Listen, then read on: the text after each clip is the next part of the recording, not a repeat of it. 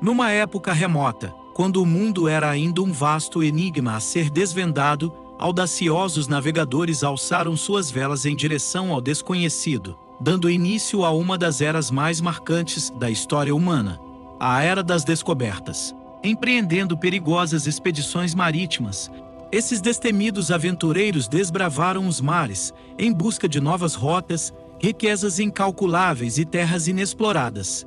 Neste livro, embarcaremos numa jornada fascinante, através da exploração marítima em um mundo totalmente novo, mergulhando nas histórias de personagens icônicos que moldaram a trajetória da humanidade. Ao longo desta narrativa, desvendaremos o impacto que essas ousadas explorações tiveram e ainda exercem na sociedade atual, revelando um legado que transcende o tempo e uma fonte inesgotável de inspiração. Através dessas páginas, convidamos você a descobrir conosco os segredos e as maravilhas de uma era que mudou os rumos do mundo, e a celebrar, junto aos heróis dessa aventura real, o poder inestimável da curiosidade, da coragem e da busca incessante pelo desconhecido. Prepare-se para se encantar com as histórias de exploradores destemidos que desafiaram os limites do conhecido e partiram rumo ao horizonte, construindo um legado que ecoa na sociedade moderna e continuará a inspirar gerações por vir. Bem-vindo à Era das Descobertas. Os primeiros exploradores marítimos foram corajosos povos antigos, como os fenícios, egípcios, gregos e romanos, que desafiaram os mares em busca de aventuras e novas descobertas. Eles tinham várias razões para embarcar nessas expedições emocionantes. Em primeiro lugar, o comércio era um grande impulsionador das viagens marítimas. As rotas comerciais pelo mar permitiam a troca de valiosas mercadorias, como especiarias, seda, ouro, prata e tecidos, entre diferentes civilizações.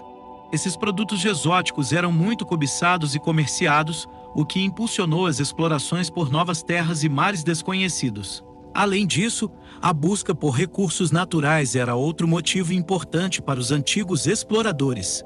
Eles procuravam metais preciosos, pedras preciosas, madeira e outros recursos em territórios ainda inexplorados.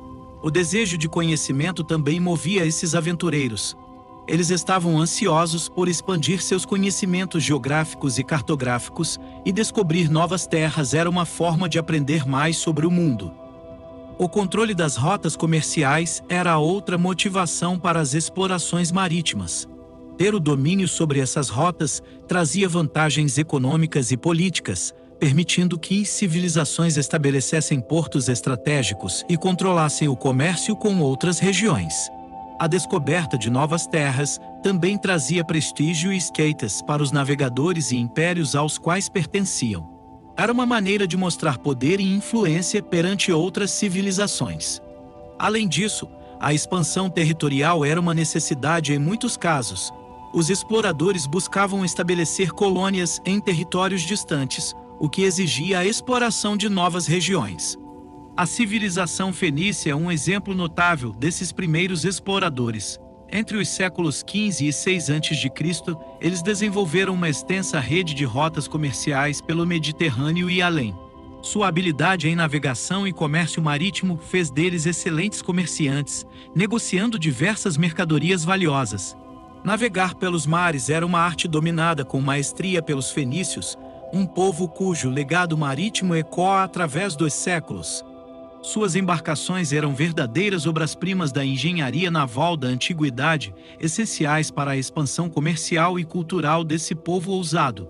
As embarcações fenícias, conhecidas como galiotas ou galeras, eram construídas com maestria artesanal, combinando materiais como madeira, metal e cordas com uma precisão impressionante. Eram projetadas para serem ágeis, capazes de enfrentar as ondas imprevisíveis dos mares e navegar em águas rasas e estreitas, características essenciais para a exploração das rotas comerciais e a busca por novos horizontes. A forma distintiva das galiotas fenícias apresentava uma proa curva, permitindo que elas cortassem as ondas com facilidade, enquanto seus cascos rasos permitiam que adentrassem em portos mais rasos e canais estreitos. Essas embarcações, Embora modestas em tamanho, se comparadas às grandes embarcações dos séculos posteriores, eram ágeis e altamente manobráveis, o que lhes concedia uma vantagem competitiva nos mares tumultuados. Os fenícios, famosos por seu comércio marítimo, também dominavam a arte da navegação à vela.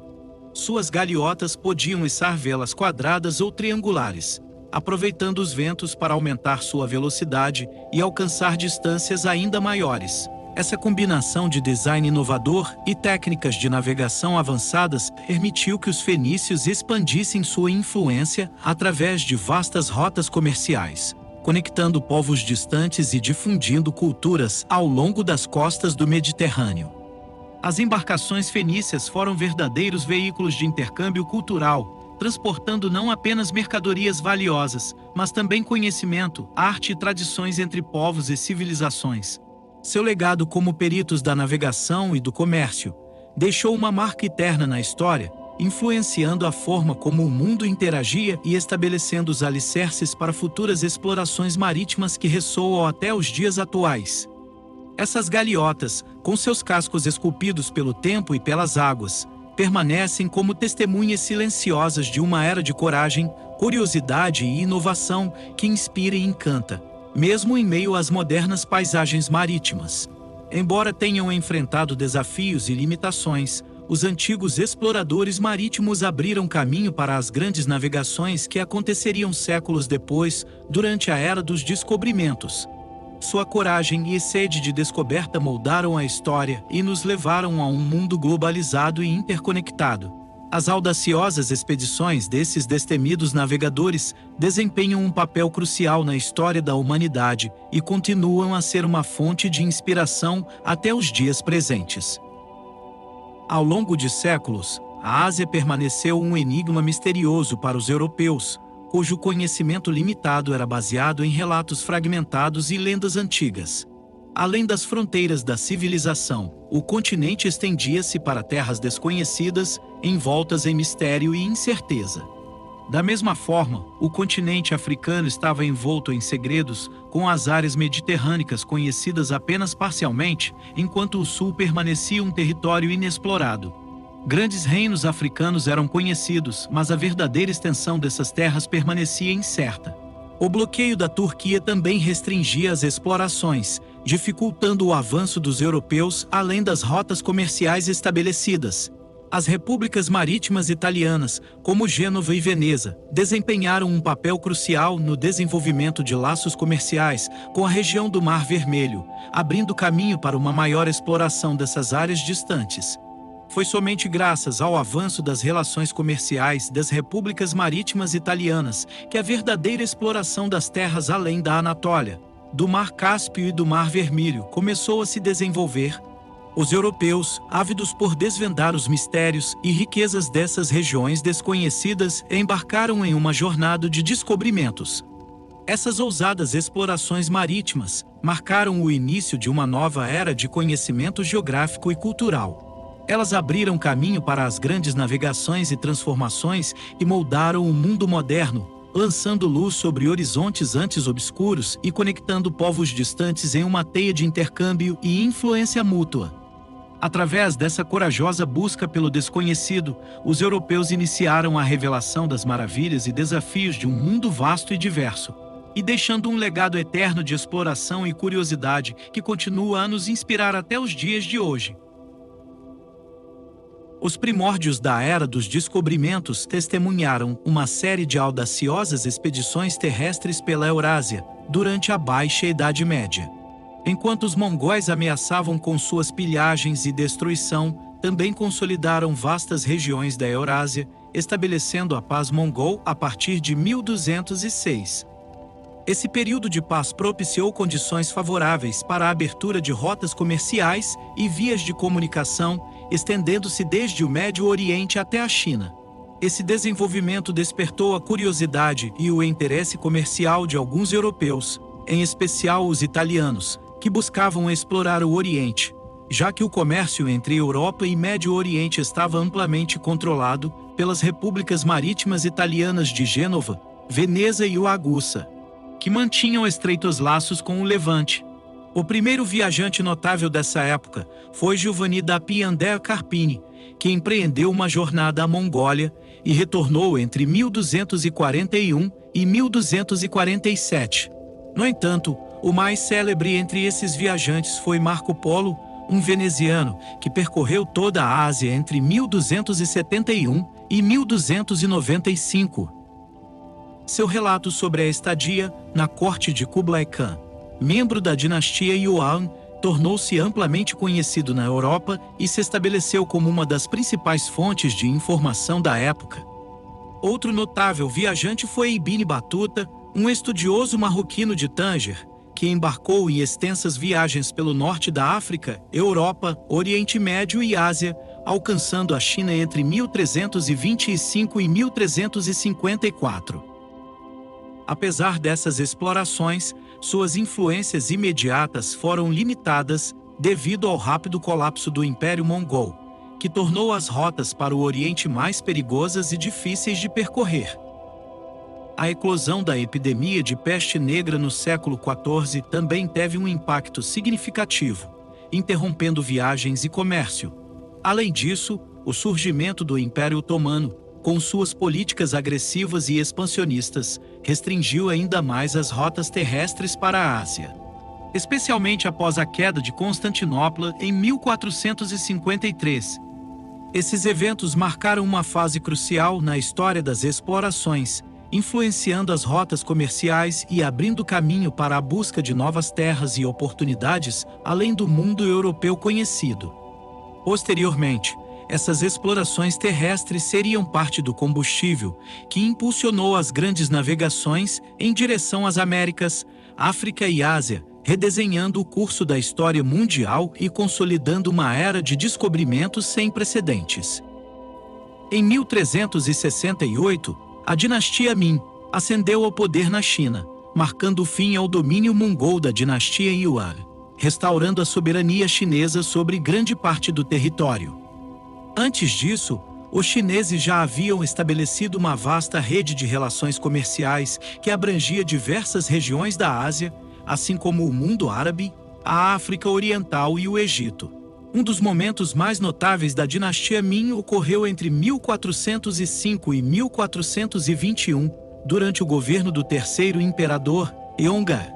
Nesse período, foram empreendidas impressionantes expedições navais no Oceano Índico, conhecidas como missões tributárias. As frotas Ming contavam com gigantescos navios, o maior deles com impressionantes 121 metros, que corresponde a 400 pés de proa a polpa, e uma tripulação composta por milhares de marinheiros. Durante pelo menos 7 expedições, as frotas Ming visitaram diversas regiões, abrangendo desde a Arábia até a África Oriental, Índia, arquipélago Malaio e Sião, atual Tailândia. Nesses itinerários, a China se envolveu em comércio e diplomacia, estabelecendo trocas comerciais com as terras visitadas. Valiosas mercadorias, como ouro, prata, porcelana e seda, foram trocadas com as regiões visitadas. Em retorno, a China recebia curiosidades exóticas, como avestruzes, zebras, camelos, marfim e girafas, que despertavam grande interesse e admiração. Apesar do êxito inicial, as expedições de longa distância realizadas pela China chegaram a um fim abrupto. A dinastia Ming adotou uma política de isolacionismo e restringiu o comércio marítimo.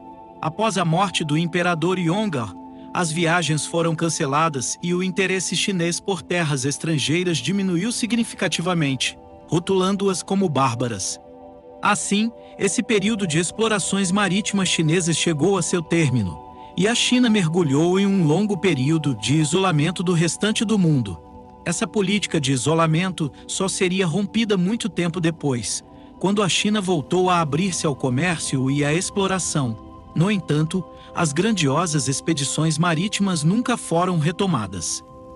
Mesmo assim, o legado dessas explorações permanece como um fascinante capítulo na história das aventuras marítimas asiáticas.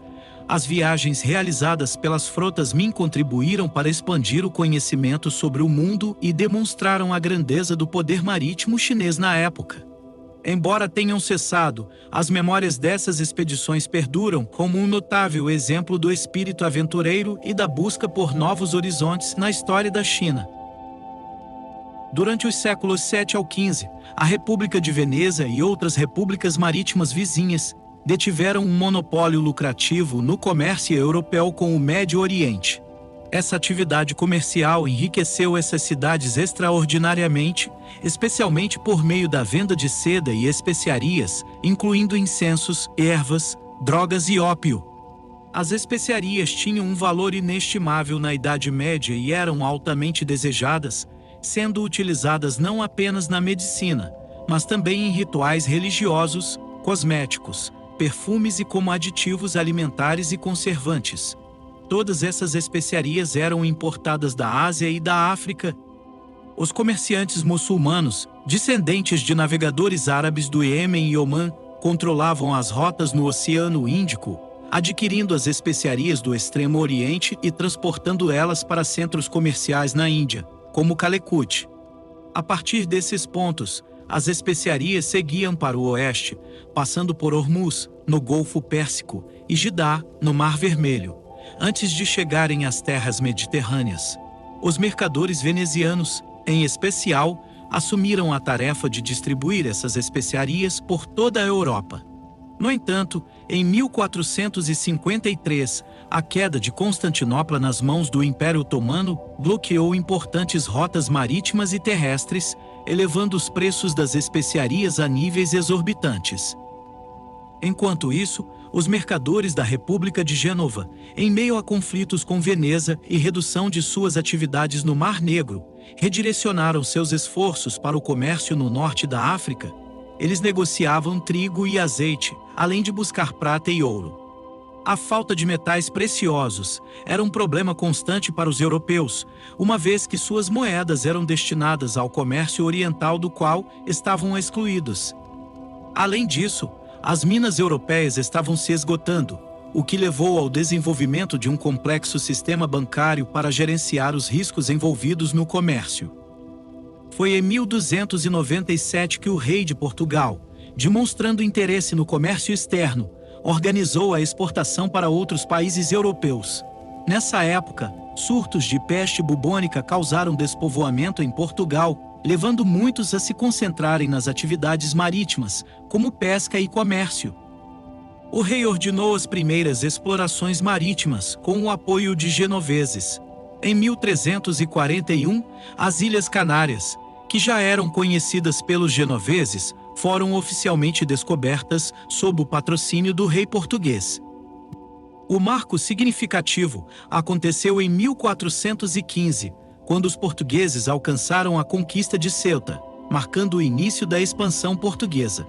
Nesse momento, o príncipe infante Dom Henrique percebeu as oportunidades comerciais nas rotas transarianas, que envolviam comércio de escravos e ouro, conectando a África Ocidental ao Mediterrâneo através do deserto do Saara e controladas por poderes muçulmanos hostis. Dom Henrique decidiu explorar novas rotas comerciais pelo mar, buscando aliados cristãos no sul e o objetivo de alcançar as Índias, onde o comércio de especiarias era lucrativo.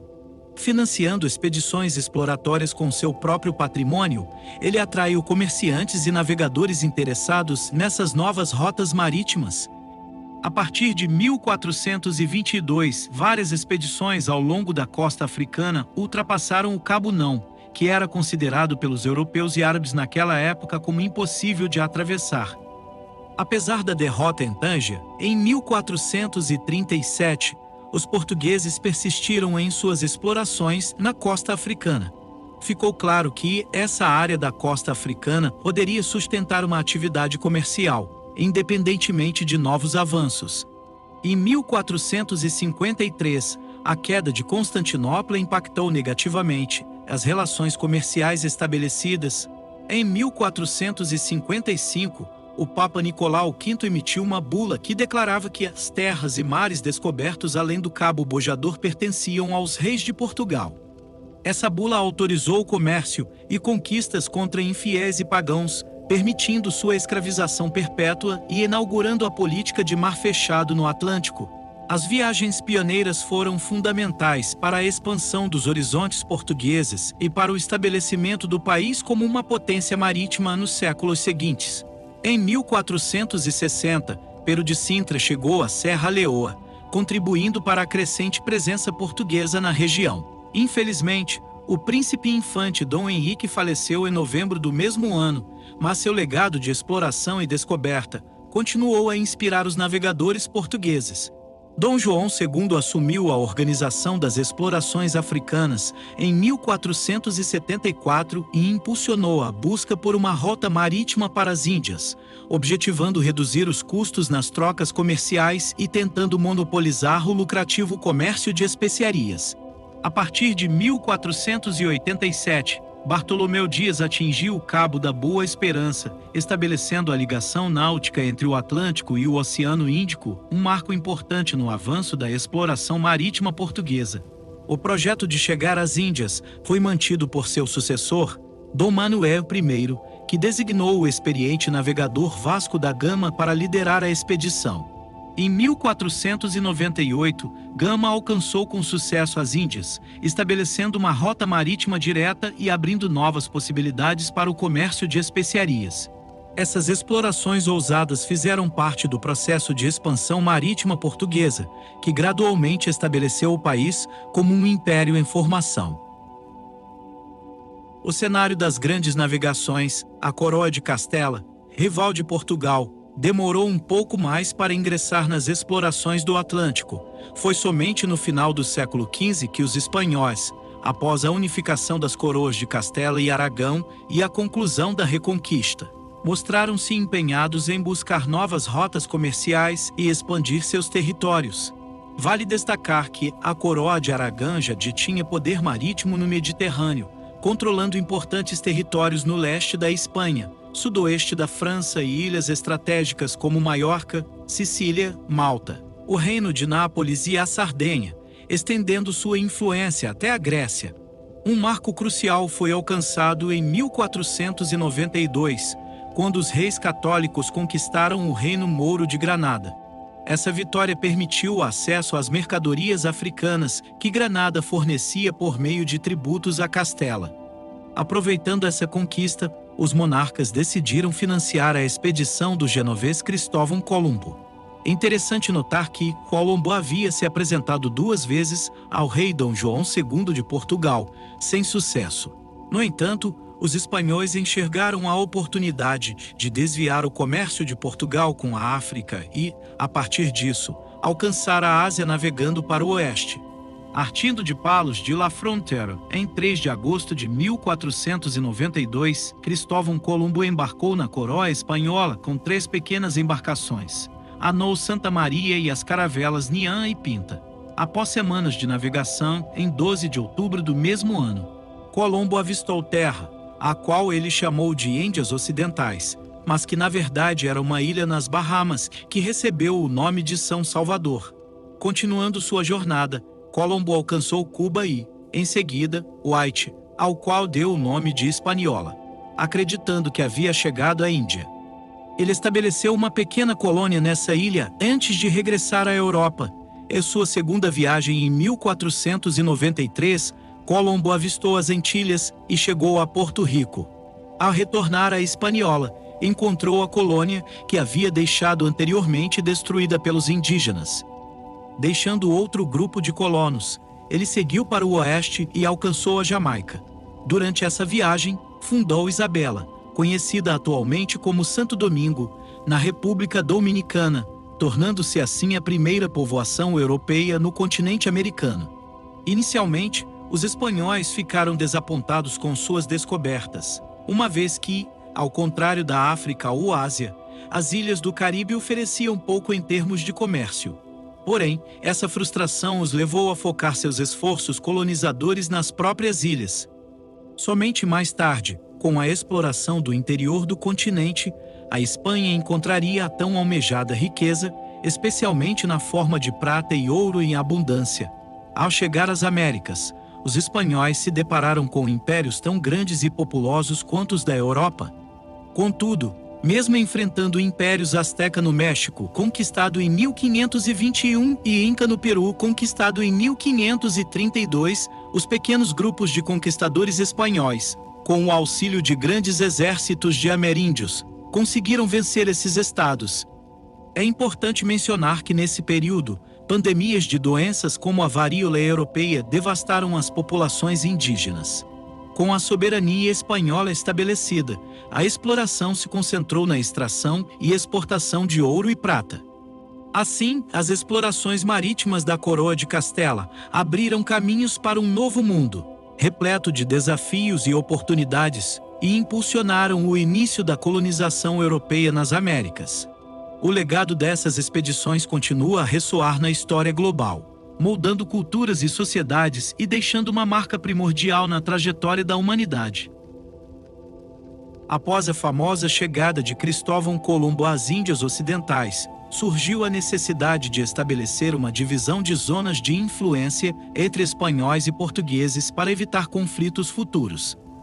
Essa delicada questão foi finalmente resolvida em 1494, com a assinatura do Tratado de Tordesilhas, um acordo celebrado sob a égide papal que dividiu o mundo conhecido entre as duas grandes potências da época, Portugal e Espanha. Após o retorno de Colombo, em 1493, os reis católicos espanhóis buscaram obter uma bula pontifícia do Papa Alexandre VI, conhecida como Intercarteira, que definia que todas as terras a oeste e sul de um meridiano situado a 100 léguas a oeste dos Açores ou das ilhas de Cabo Verde deveriam pertencer à Espanha. Além disso, essa reivindicação se estendia posteriormente para abranger todos os territórios da Índia. Notavelmente, o documento não mencionava Portugal, o que limitava suas reivindicações sobre as terras recém-descobertas, inclusive impedindo sua chegada à Índia, que era um dos objetivos principais dos portugueses. Naturalmente, o rei D. João II de Portugal não ficou satisfeito com esse acordo unilateral e buscou negociar diretamente com o rei Fernando de Aragão e a rainha Isabel de Castela. O objetivo era alterar a linha de demarcação para o oeste, o que permitiria a Portugal reivindicar todas as terras recém-descobertas a leste dessa nova linha. Assim, em 1494, foi assinado o Tratado de Tordesilhas, que estabelecia que os portugueses receberiam todos os territórios fora da Europa, a leste de um meridiano situado a 270 léguas a oeste das ilhas de Cabo Verde. Esse acordo concedeu a Portugal o controle sobre vastas áreas, incluindo toda a África, Ásia e a parte leste da América do Sul, o que englobava o território que viria a ser conhecido como Brasil. Por sua vez, os espanhóis ficaram com todos os territórios a oeste dessa linha, que ainda eram quase completamente desconhecidos na época. Essas terras se revelariam como a parte ocidental do continente americano e as diversas ilhas do vasto Oceano Pacífico. O Tratado de Tordesilhas teve um impacto duradouro na história mundial, pois definiu as esferas de influência de Portugal e Espanha no período das grandes explorações e expansões coloniais. Embora não tenha sido um acordo perfeito e tenha gerado conflitos futuros, o tratado ajudou a moldar os mapas e as rotas comerciais dos séculos seguintes, deixando um legado que ainda é perceptível na configuração geopolítica atual. Após a divisão das terras pelo Tratado de Tordesilhas, uma vasta área permanecia praticamente inexplorada pelos europeus, existindo apenas no papel. A descoberta das Américas por Cristóvão Colombo, em 1492, desencadeou uma onda de interesse em novas explorações e viagens transatlânticas. Logo após a primeira viagem de Colombo, outros exploradores ousaram seguir na mesma direção em busca de novas terras e oportunidades. Em 1497, John Cabot obteve uma carta patente do rei Henrique VII da Inglaterra. Com o possível apoio da associação local e partindo de Bristol, Cabot empreendeu uma audaciosa jornada cruzando o Atlântico em uma rota mais ao norte, buscando uma viagem mais curta até as terras desconhecidas. O destino de sua expedição foi algures na América do Norte, provavelmente alcançando a região da Terra Nova. No mesmo período, em 1499, João Fernandes Lavrador recebeu uma licença do rei de Portugal para explorar novas terras.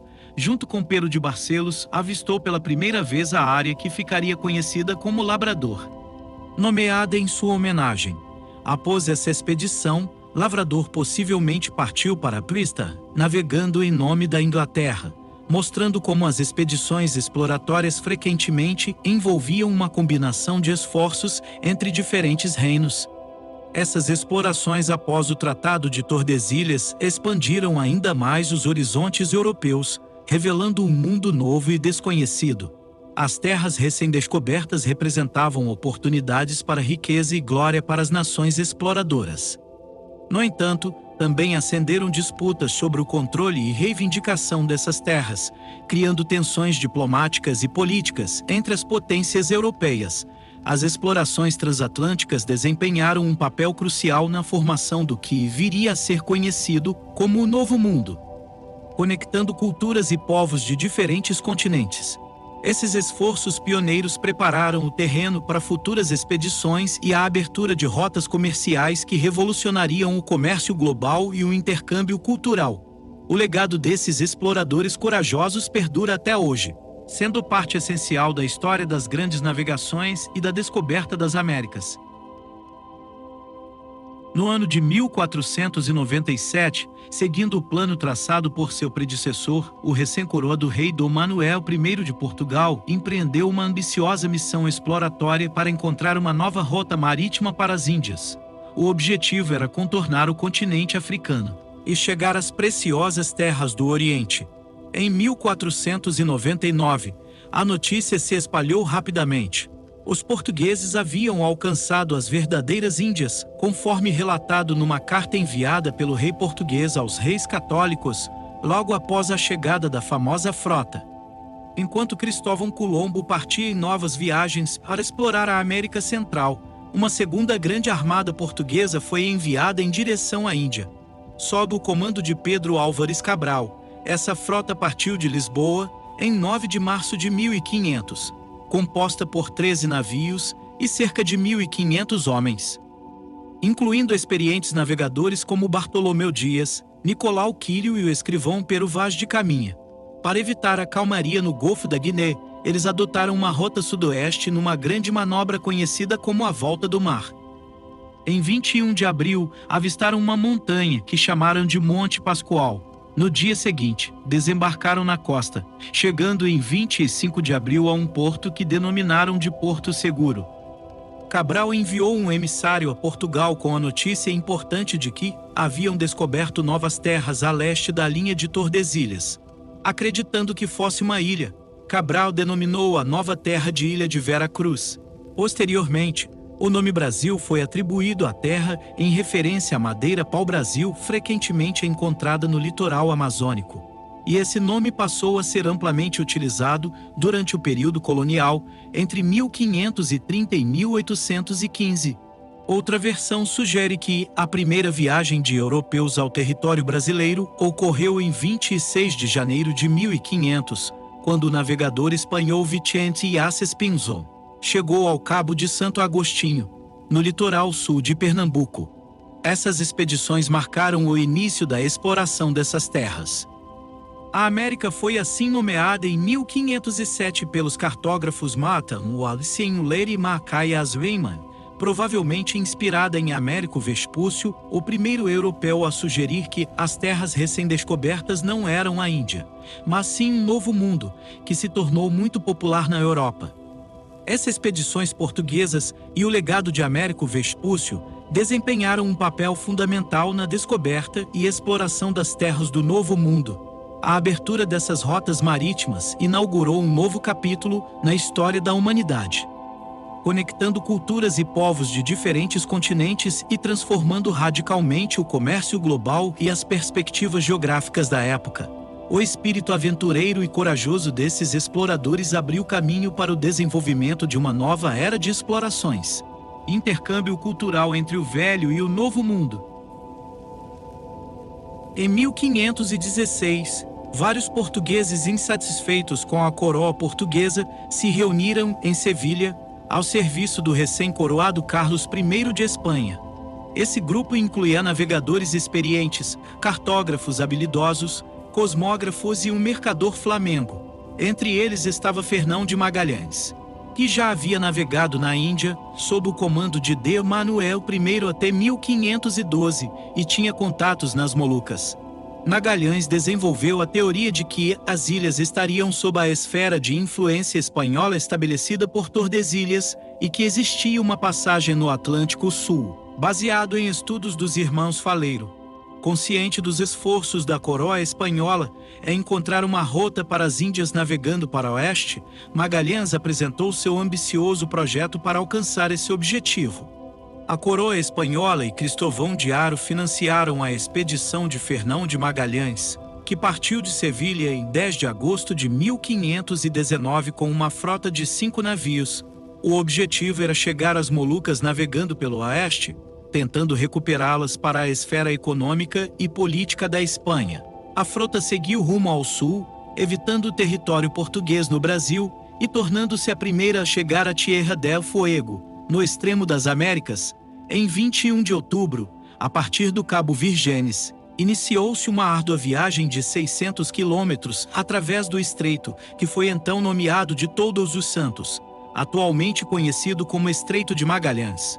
Em 28 de novembro, 3 navios entraram no Oceano Pacífico, que foi chamado de Mar Pacífico, devido à sua aparente tranquilidade. A expedição atravessou o Pacífico, mas Magalhães morreu em batalha em Mactan, próximo de Cebu, nas Filipinas. A tarefa de completar a viagem foi entregue ao espanhol Juan Sebastián Elcano, que chegou às Ilhas das Especiarias em 1521. Em 6 de setembro de 1522, a Victoria regressou à Espanha, com apenas 18 membros da tripulação inicial, completando assim a primeira circunnavegação do mundo. Dos homens que partiram nos 5 navios, apenas 18 completaram a circunnavegação e conseguiram voltar para a Espanha em 1522 com Elcano. 17 outros regressaram mais tarde. 12, capturados pelos portugueses em Cabo Verde, entre 1525 até 1527, e 5 sobreviventes da Trinidad. Antonio Pigafetta, um acadêmico veneziano que insistiu em embarcar e se tornou um fiel assistente de Magalhães, escreveu um diário detalhado que se tornou a principal fonte do que hoje sabemos sobre esta viagem. Essa viagem ao redor do mundo proporcionou à Espanha um conhecimento valioso sobre o mundo e seus oceanos, que mais tarde foi útil na exploração e colonização das Filipinas. Embora não fosse uma alternativa viável para competir com a Rota do Cabo Portuguesa ao redor da África, sucessivas expedições espanholas utilizaram essa informação para viajar da costa mexicana através de Guam até Manila. A primeira circunnavegação foi uma das maiores façanhas da história da exploração marítima, abrindo novos horizontes para a expansão europeia pelo mundo desconhecido. O Tratado de Tordesilhas, que visava dividir o mundo entre Portugal e Espanha, não foi aceito por outras nações europeias. Países como França, Países Baixos e Inglaterra, com suas sólidas tradições marítimas, logo souberam dos avanços da exploração ibérica através de novas tecnologias e mapas que chegavam ao norte. Conflitos e rivalidades surgiram, e em 1568, os holandeses rebelaram-se contra o governo de Filipe II de Espanha, dando início à Guerra dos 80 Anos. A rivalidade também se manifestou entre a Inglaterra e a Espanha. Em 1580, Filipe II tornou-se rei de Portugal, após uma crise sucessória, reivindicando o trono como legítimo herdeiro da coroa. Combinados, os impérios espanhol e português eram tão vastos que começaram a atrair desafios de outras potências europeias. As forças de Filipe II conquistaram cidades comerciais importantes, como Bruges e Gante. Em 1585, Antuérpia, o maior porto do mundo na época, também caiu nas mãos dos espanhóis. A população protestante teve que deixar a cidade em um prazo de 2 anos.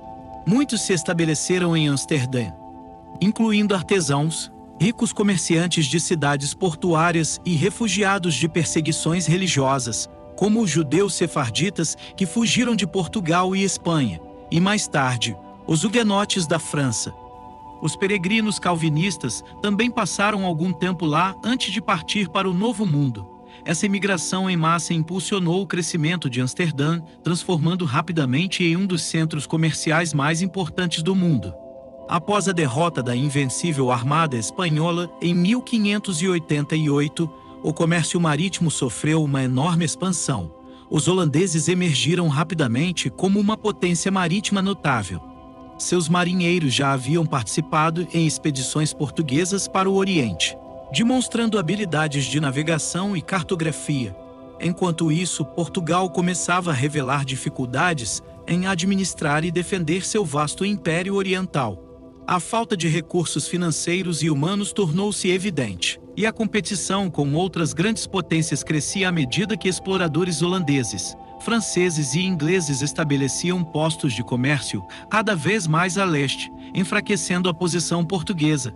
O quase monopólio de Portugal no comércio oriental estava com os dias contados, e a ascensão dos Países Baixos como uma potência marítima marcava um novo capítulo na história das explorações e do comércio global. A expansão ultramarina europeia no final do século XV resultou em um intenso contato entre o Velho Mundo e o Novo Mundo, conhecido como o intercâmbio columbiano. Esse fenômeno envolveu a transferência de produtos e culturas anteriormente exclusivos de cada hemisfério. Da Europa para o Novo Mundo foram levados gado bovino, cavalos, algodão e cana-de-açúcar, enquanto o Novo Mundo contribuiu com tabaco, batata, cacau e milho para a Europa. Dentre os produtos que impulsionaram o comércio global, destacam-se a cana-de-açúcar e o algodão, que foram intensivamente cultivados nas Américas, e o ouro e a prata, extraídos das Américas, que não apenas impulsionaram a economia europeia, mas também afetaram outras partes do mundo, como o Japão e a China. Essas novas ligações transoceânicas, dominadas pelas potências europeias, resultaram na formação de vastos impérios coloniais europeus que controlavam uma grande parte do planeta. O apetite europeu por comércio, produtos, territórios e mão de obra escrava afetou profundamente muitas regiões do mundo. A Espanha, por exemplo, esteve envolvida na destruição de culturas indígenas nas Américas, e esse padrão de agressão territorial também se repetiu em outras partes do mundo. Novas religiões foram impostas, substituindo rituais pagãos, assim como línguas e culturas políticas. O impacto foi especialmente sentido em regiões como a América do Norte, Austrália, Nova Zelândia e Argentina, onde populações indígenas foram expulsas de suas terras ou reduzidas à minoria. Além disso, as populações indígenas foram extremamente vulneráveis a doenças euroasiáticas às quais nunca haviam sido expostas, resultando em mortes devastadoras. Algumas comunidades perderam entre 50% e 90% de seus membros. O comércio de escravos também teve um papel significativo nos impactos globais dessa expansão. O milho e a mandioca, introduzidos pelos portugueses, prosperaram em África e se tornaram alimentos básicos importantes no continente. Especula-se que o aumento da produção dessas culturas, permitindo o povoamento de áreas de floresta úmida, também alimentou o comércio de escravos. Nas zonas costeiras da África, as populações locais participaram do tráfico europeu de escravos, impactando os estados costeiros africanos e alterando a natureza da escravidão africana, com consequências nas sociedades e economias do interior. O tráfico de escravos para trabalhar nas plantações afetou populações em várias regiões, incluindo Brasil, África e América do Norte. A chegada dos portugueses ao Japão, em 1543, marcou o início do período Nanda, no qual os japoneses adotaram e começaram a fabricar em grande escala várias tecnologias e práticas culturais europeias. O comércio entre portugueses e japoneses prosperou até que os chineses proibiram o comércio direto com o Japão. Os portugueses então preencheram essa lacuna comercial, atuando como intermediários entre a China e o Japão. A chegada de mercadorias da América Espanhola também impactou o comércio de prata com a China, substituindo o fluxo de prata do comércio português no mercado chinês.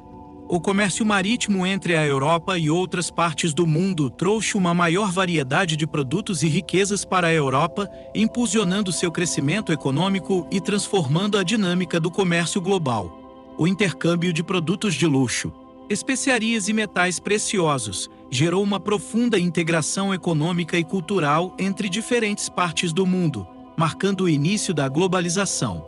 No entanto, também houve consequências, como a inflação e as mudanças sociais resultantes das novas riquezas e produtos que inundaram a Europa.